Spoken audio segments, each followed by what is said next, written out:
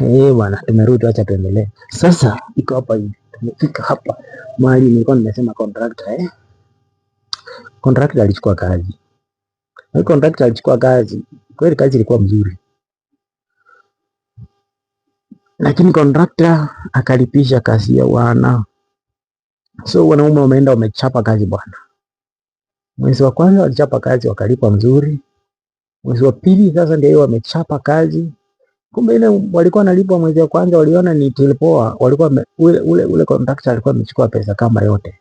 So wakati wameenda kumalizia kazi hii mwezi wa pili, wamepata wanadai kila mmoja, mtu mmoja alikuwa anadai 100,000, mwingine alikuwa anadai 60, na jamaa alikuwa anadai hapo 35,000, na mwingine alikuwa anadai 40. Alafu hao wengine yao ni walikuwa watu mkono, walikuwa wanadai 26,000 each. So contractor ni broker in short. Yeye ni broker, alikuwa amechukua ile kazi kwa sababu anachoana na mtu akamlenga, waenda fanya hivi, kufika huko akapata sap, akachukua hiyo sap akafanya, akaweka hawa jamaa wamewaka. Sasa pesa alilipwa ya kwanza akipewa nini, yeye hakucalculate mzuri. Hiyo pesa kaenda akalipa hawa jamaa ile mwezi wa kwanza. Sasa hiyo nyingine akatumia akijua na kazi alikuwa na wakimaliza hii atapewa, so alikuwa anajua atapewa deposit kwa ile chop inakuja next. Na kumbe hao wengine walikuwa wamepata mtu wako na experience nzuri, wameona kazi ya huyu, wameachana naye, wamechukua ule mwingi. Sasa huyu jamaa naye haiko site. Nao jamaa masaa yao imefika ya kwenda home, huyu jamaa aonekana.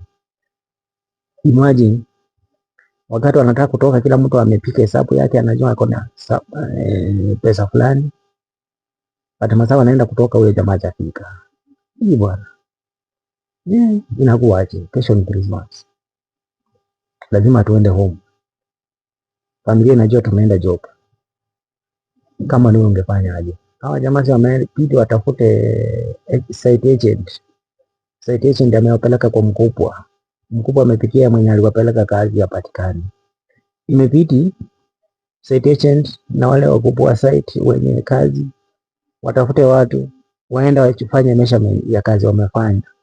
Inakuja kujulikana watu wote kazi wako, pesa wako supposed kulipwa kwa ile kazi wamefanya ni only 20,000 bro.